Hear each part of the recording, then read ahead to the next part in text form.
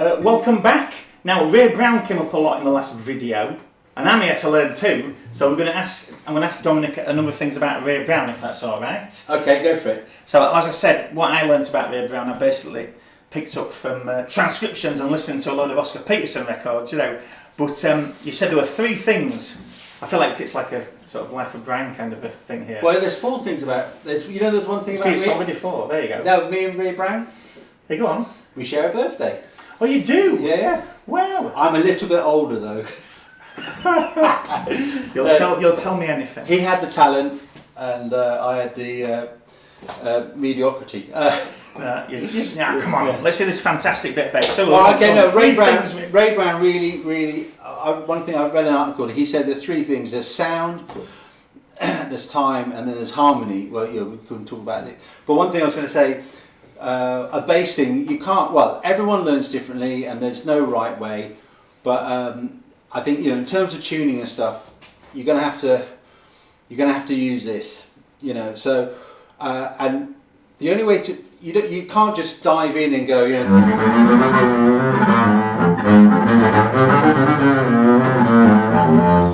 can't do sort of loads of. You've got to build up a sound before you do that.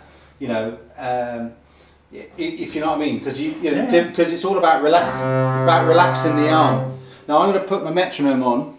I got this exercise from Christian McBride, and it's really good. He sets his metronome to 60, and he does every scale, every major scale, just 2 octaves. He goes.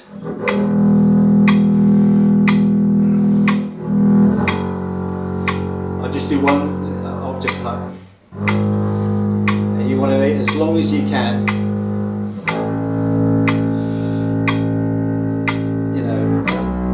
I've just got the octave, and it's the way. Really, what you're doing, well, you are doing.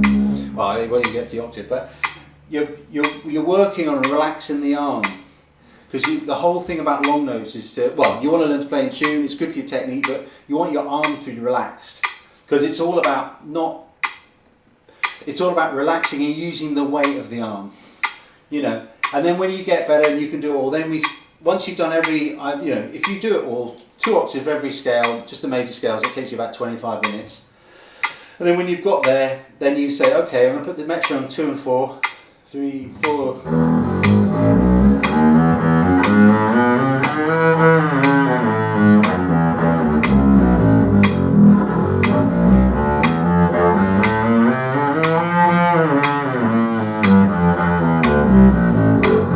I tend to do them like 3 or 4 times each, and then there's loads and then you get it up there. So what have I got now? So it's sort of I like to do. You get up to 100, and so it gets quite quick. 2, 3, 1, 2, 3, 4.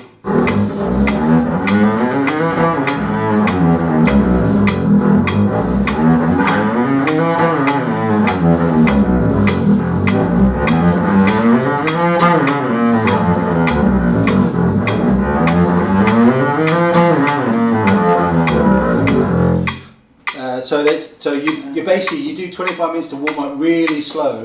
You go from 60, you do every scale and whatever, and then I go up in 10, so I then do it at 70, and then do it at 80, then 90, and you end up at 100.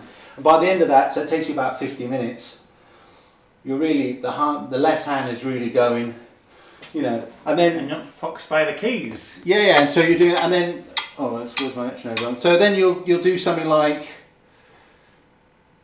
And then the thing with the bow is, and look, I'm just trying to, next year, 2024, I love Paul Chambers, but I've just put it off. I've not embraced the bow for soloing, but this next year I've got to try and do it.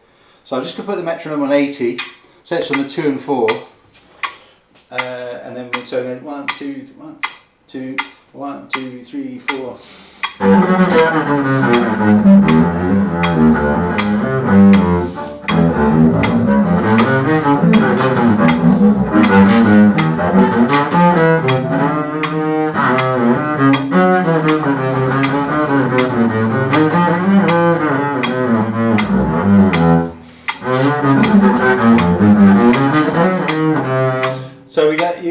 So basically you've got to be able to play this. with the bow, everything you play with pizzicato. So you want to do a solo.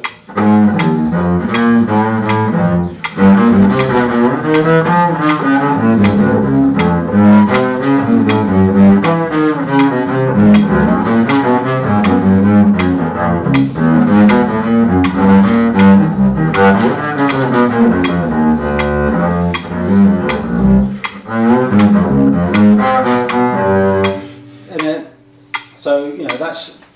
That's in terms language in there. Hey, well, in terms of bowing, arco playing, that's where you. So, but it all comes from those long notes, and it does take about 25 minutes, and that's just doing scales slowly, and that's really just working on getting the arm relaxed. So we haven't talked about the vomit. Which the vomit. Yeah, go on. Yeah, and there's I can't remember the name, but we'll talk. I'll get the name beforehand. It's like you want to talk. That's going across. This is intervals where you go like.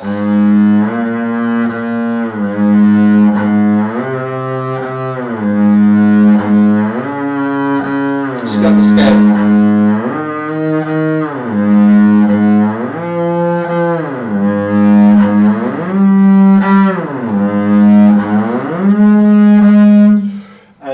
And that's a really good for doing jumps. So you go over 2 octaves. Ideally, it gets quite high.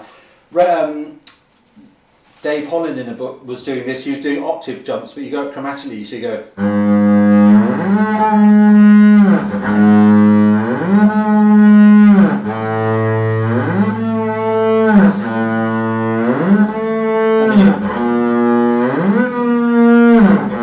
So you go all the way up and back down. And I have to ask you though, what was the book? People are going to want to know. But like, Dave Holland book. What's this book? Well, it's actually not Dave Holland, but that's in the John Goldsby. He had lessons. Right. He had lessons with Dave Holland, and I'm getting a bit ahead of myself because actually I was a terrible pupil again with especially Tony Hoffman. He got me just playing 1 octave scales. You know, really, the 2 scales you've got to do when playing bass are B flat and F. You know, and it's just and there's such a big thing about where you put your thumb.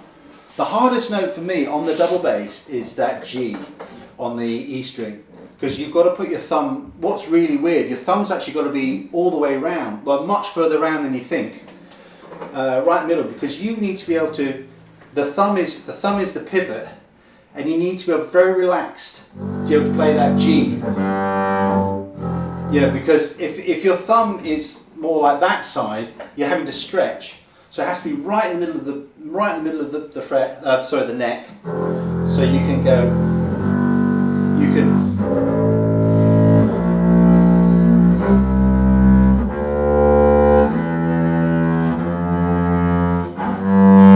And by the way, with the bow, I always find when you haven't warmed up properly, because sometimes you get the old wolf note from the open G. Right. So I would say with the left hand, it's about getting that and.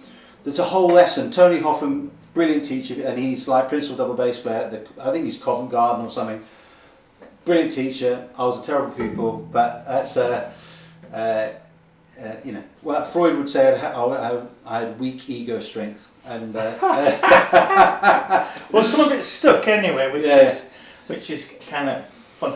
And so in other words, the freedom comes from the technique, I guess. Is the freedom to play lovely swinging solos. Yeah, I mean, there's the Simandl has it as well. You kind of have your thumb is basically just behind. I have it just behind my second finger.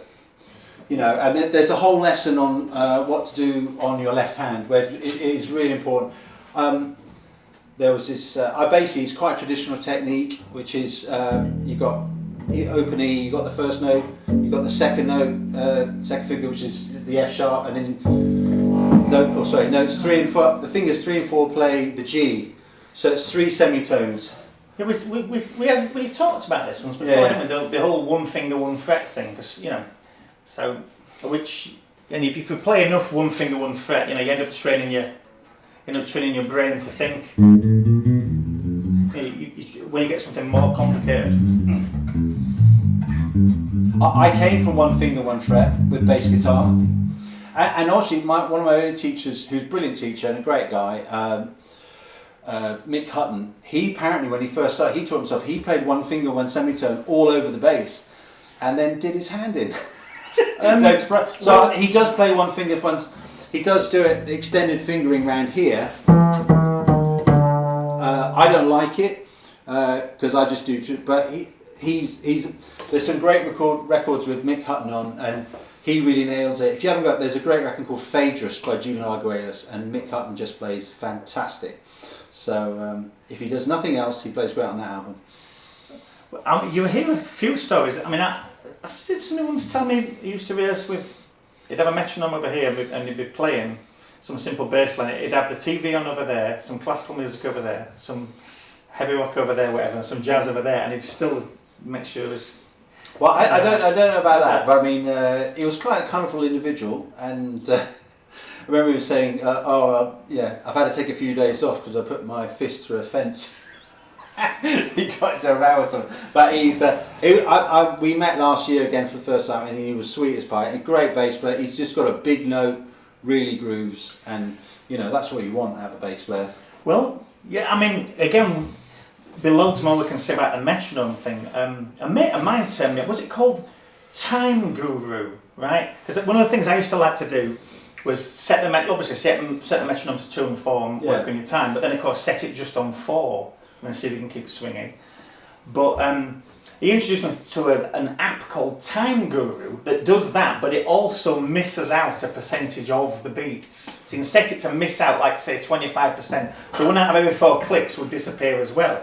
Yeah. And that was quite a fun challenge on that stuff. I think we need a video on metronomes. Right, I think we're gonna stop there. Okay. So if you want to learn a load more from this man, please consider subscribing, and we'll see you next time, folks. Thanks very much.